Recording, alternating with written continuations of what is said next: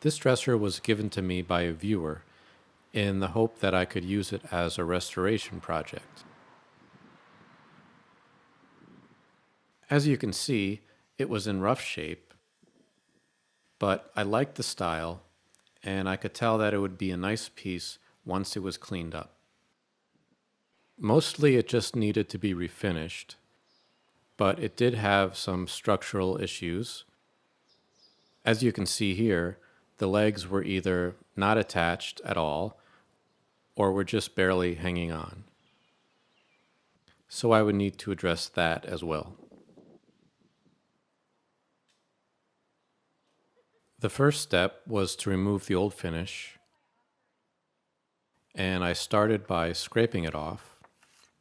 I first tried a card scraper, but the finish was kind of tough, and the card scraper wasn't very aggressive, so I could tell that would take too long.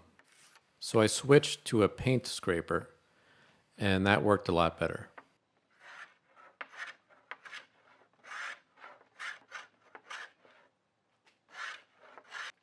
On the narrow edges, I used a blade from a utility knife.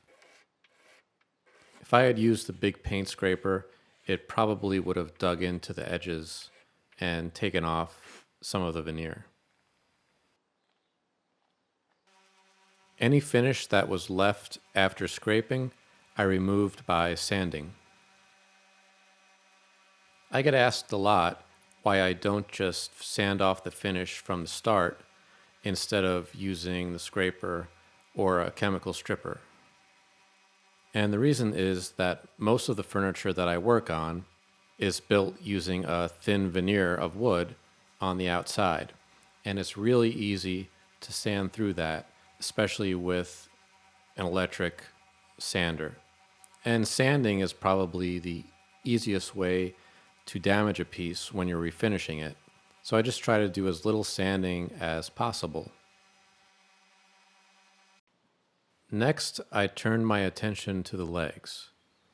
There were some cracks that had to be glued up, and I just tried to open up the crack a bit with a screwdriver that was stuck into the backside, and then took a syringe with some wood glue and shot it into the crack.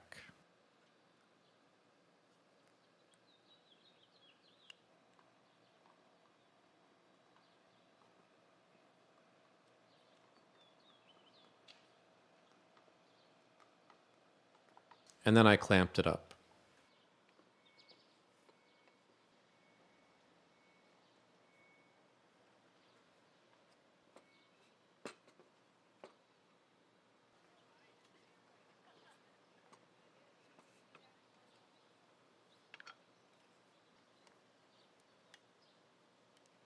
And I waited until I made these repairs on the legs before I removed the finish on them, because I knew I'd get some glue squeeze out onto the finish.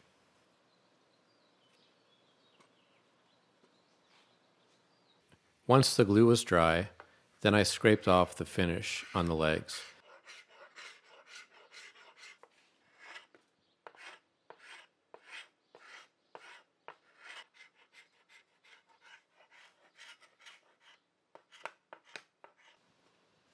There were also some loose joints on the drawers. This one in particular was loose at the dovetail joint.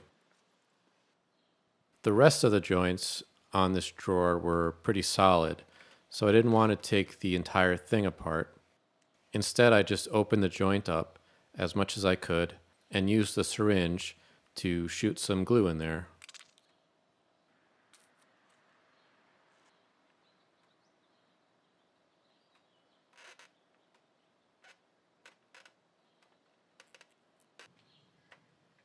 And then clamp it up.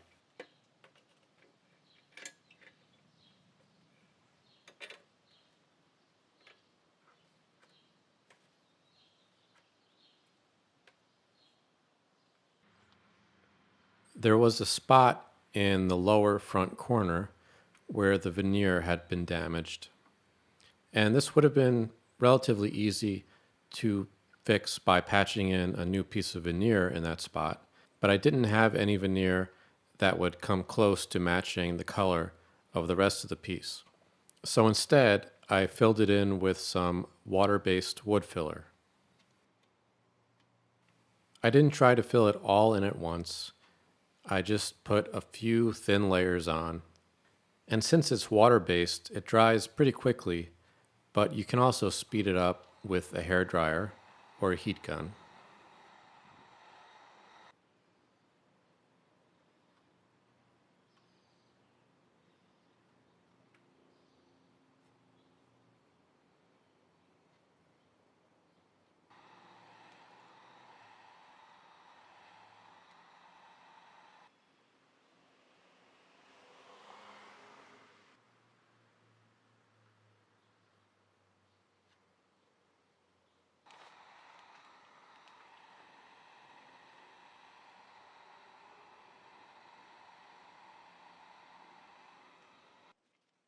And once I had gotten it to where I wanted it and it had dried completely, then I just sanded it to clean it up a bit.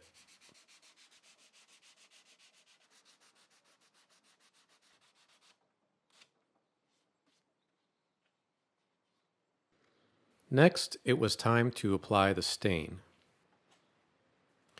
Here I'm applying some mineral spirits to the wood before I apply a gel stain. I was applying this outdoors and it was a pretty warm day, and the gel stain tends to set up pretty quickly when you're applying it in a very warm environment. At least that's been my experience. So I was hoping that the mineral spirits would give me a little bit more working time with the gel stain. And I wasn't sure what type of wood this was, so I wanted to be extra cautious when applying the stain, just in case it's a type of wood that gets blotchy and messy looking when stained. So I decided to use gel stain, which I do pretty often. Gel stain doesn't get absorbed into the wood as much as a liquid stain would, so it's less likely to leave you with a blotchy look.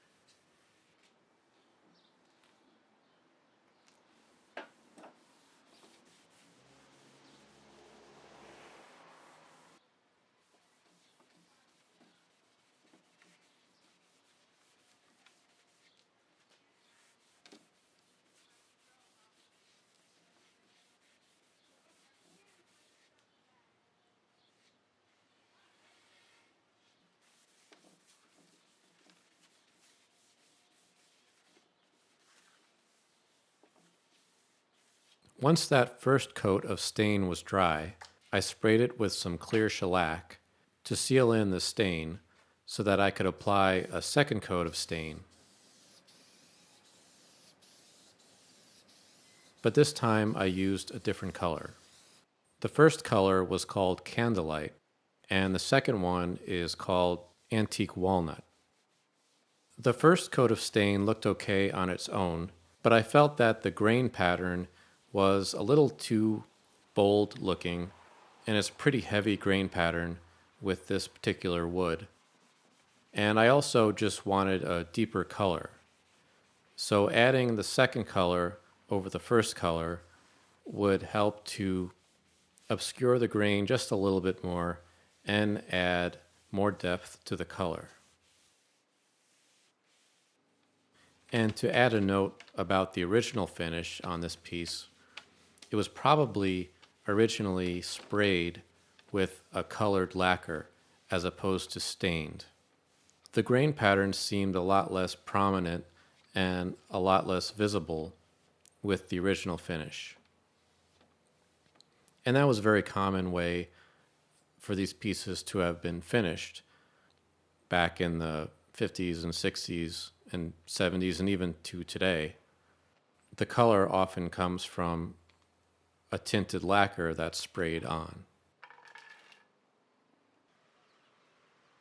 Once the second stain was dry, then I could add the top coat, which is an oil-based satin wipe-on polyurethane.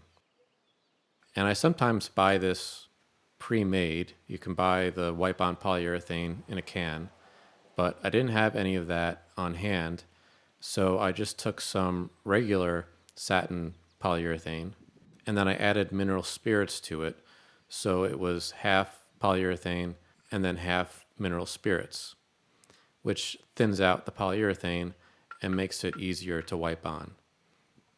And I found that this works just as well as the wipe-on poly that comes pre-made in a can.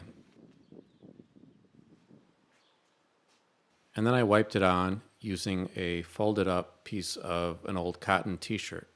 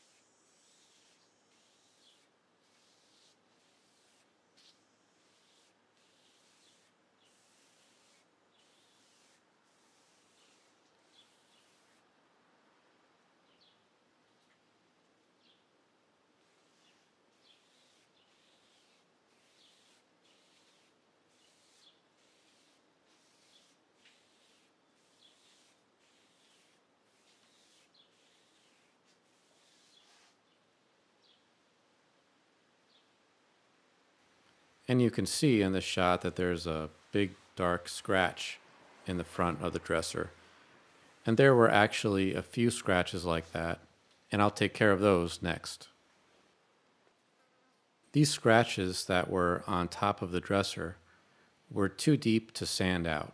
If I had tried to sand them out, I would have just ended going right through the veneer.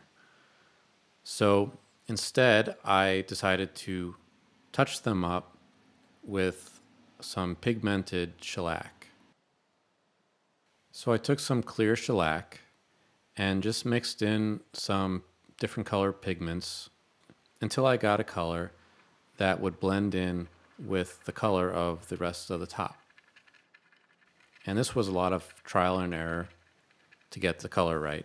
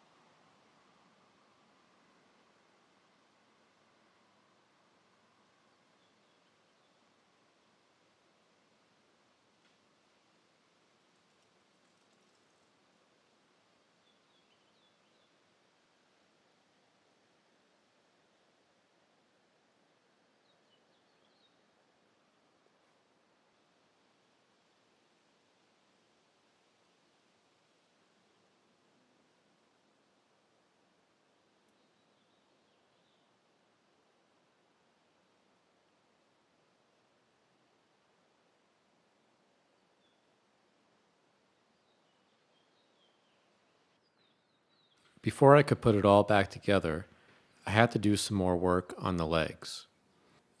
They were attached to the dresser using one bolt in each leg, but one of the legs was missing the bolt entirely and the other one had a bent bolt in it.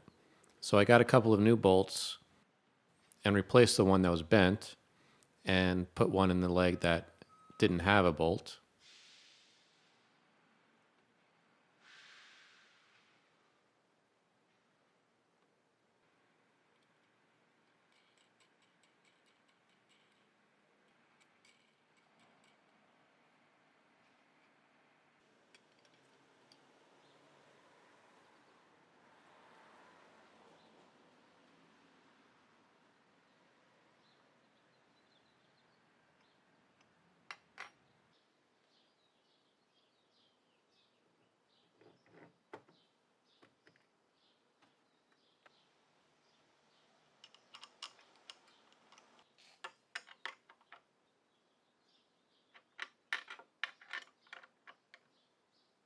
Once I got the legs attached, I could see that they weren't going to work as they were. I just couldn't get them on there tight enough.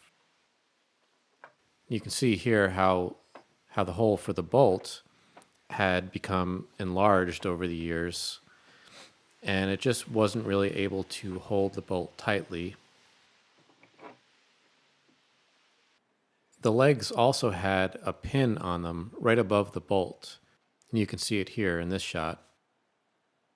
Some of the legs were missing that pin, and some of the legs did have the pin, but even so, the holes for the pins were also enlarged, and it wasn't really doing anything to help keep the leg stable. So that had to be replaced too. I decided the only way to really get the legs attached firmly would be to make new bolt holes. And instead of using those pins, I decided just to get rid of those and put a screw in there instead in place of the pin. So the first thing I had to do was to fill all of the holes in the dresser and in the legs. And I did this by gluing in some dowels into the holes. I first had to enlarge the hole just a little bit with a drill bit, and then I could glue in the dowel.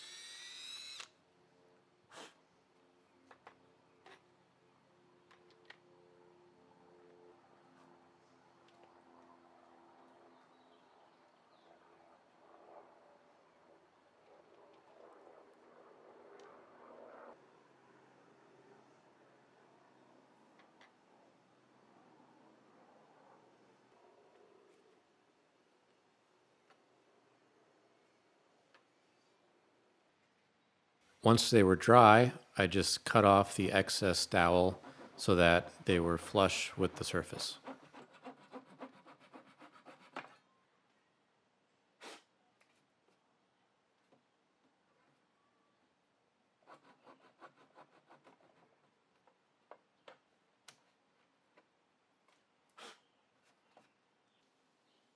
Then I had to measure and mark the placement for the legs. And I was putting them pretty much in the same spot that they were. And this didn't really have to be exact as long as all the legs were consistently spaced.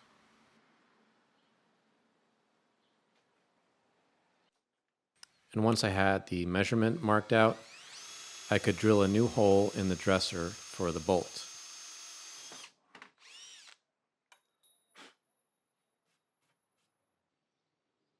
And then I took the leg and placed it in the correct spot and made sure that it was straight. And I placed the drill through the hole that I had just drilled in the dresser and drilled up just a little bit until the drill bit just touched the leg. And that would give me the spot where I needed to drill into the leg to put the bolt in to the leg. And then using that mark that I just made, I could drill the pilot hole for the bolt in the correct spot.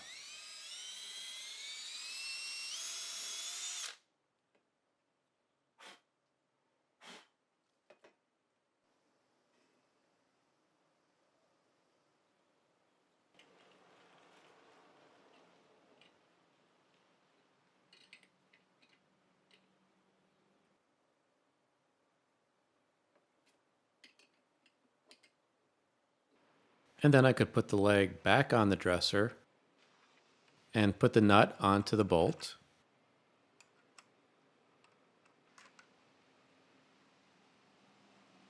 Get it all lined up correctly. And then at that point, I could drill the pilot hole for the screw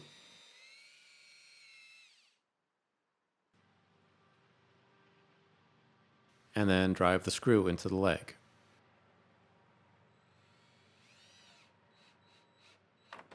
And once it was bolted down and screwed down, it was pretty solid. The last step was to put the knobs back on. And these had these little wafer inserts that went on first, and then the knob went on top of that.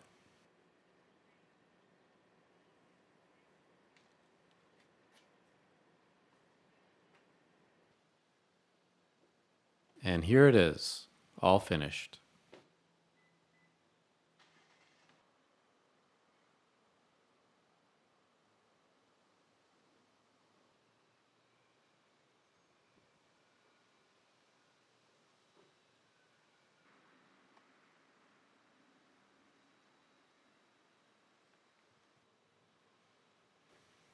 Thanks for watching.